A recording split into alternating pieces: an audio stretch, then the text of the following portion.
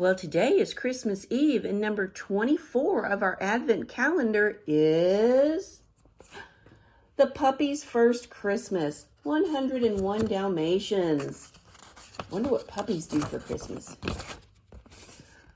One winter evening, Pongo and Perdita were watching television with their puppies when Roger and Nanny hauled a huge tree into the parlor.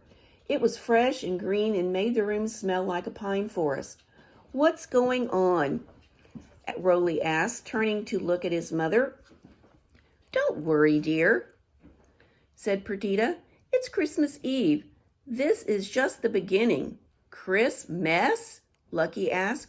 "It looks like a mess." He wagged his tail. The parlor floor was covered with pine needles, boxes of ornaments, tinsel garlands, and a string of small lights. Anita was waiting in the parlor to help Roger and Nanny. Roger hung shiny colored globes on the branches.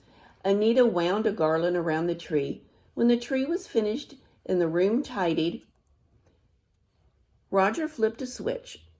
The lights and shiny ornaments cast a magical glow around the room. The puppies stared at the tree. The humans had certainly made the tree very pretty. That night, Pongo and Perdita told the puppies all about Christmas. It's a time when people show their friends and family how much that they care for them. He explained how humans sent cards, baked cookies, fruitcakes, and sang festive carols. "It sounds strange, but you'll grow to love the festive season, especially the bones that are left after preparing dinner," Pongo added. "Bones," Patch perked up. Perdita continued. "On Christmas Eve, after everyone's in bed, the presents are put under the tree." "Presents," all the puppies said. "Why do people put presents under the tree?" "Well, Christmas is about giving, and people give presents to friends and family to show how much they care for them.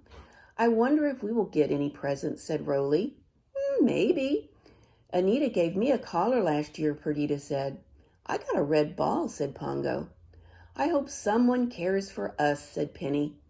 "You are all cared for, whether or not there are presents under the tree or not.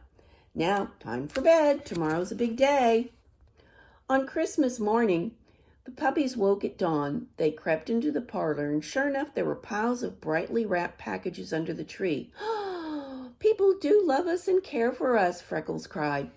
The puppies dove into the pile of presents. They tossed the packages around and ripped and tore the colored paper.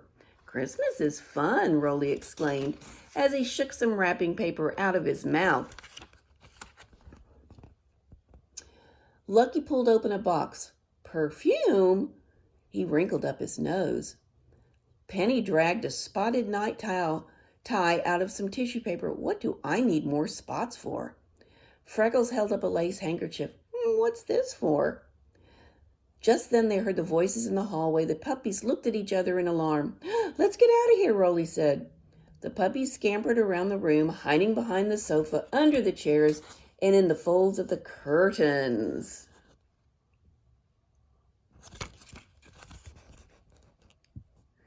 The puppies trembled when they heard Roger's footsteps. He stopped in the doorway. "What on earth?" he said. Anita went up beside him. "Oh, dear. Perdita? Pongo? Where are you?" The puppies heard the click of their parents' claws on the wooden floor as they scurried toward the parlor. When they came into the room, Pongo went, "Woof!" and Perdita repeated, "Woof!" The puppies looked at each other uncertainly. Then Anita started to laugh. Roger said with a chuckle, "Looks like we've had some help opening up our gifts." "Wasn't that kind of the puppies?" Nanny said, as she walked into the room and saw the mess of paper and ribbon. "I wonder where they've got to," Roger said with a twinkle in his eye. "Here, pups." "There are still so many boxes to unwrap," Anita said, shaking her head.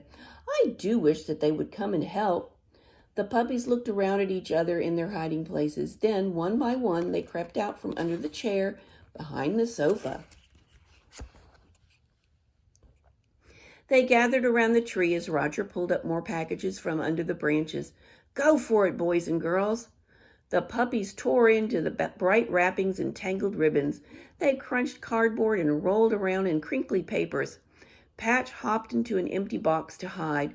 When Lucky started to tear up the top of the box, Patch popped up and playfully, woof!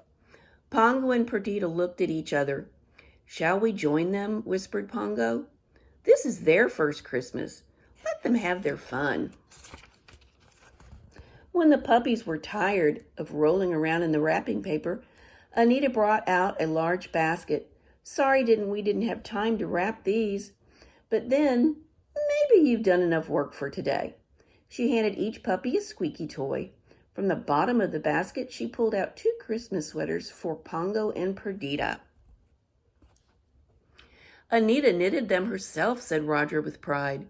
That evening, after Christmas dinner was over, the puppies were still full of energy.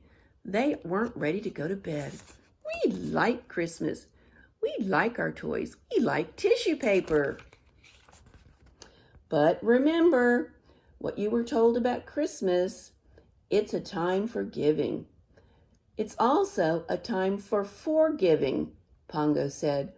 "You are lucky that Roger and Anita weren't upset that you unwrapped their presents."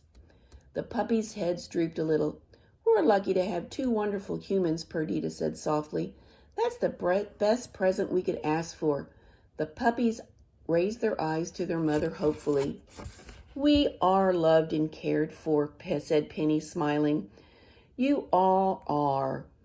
Each and every one of you are very loved and cared for," Perdita assured her children. "And that's what Christmas is really all about," Pongo said, as the puppies drifted off to sleep. "Time to go to sleep."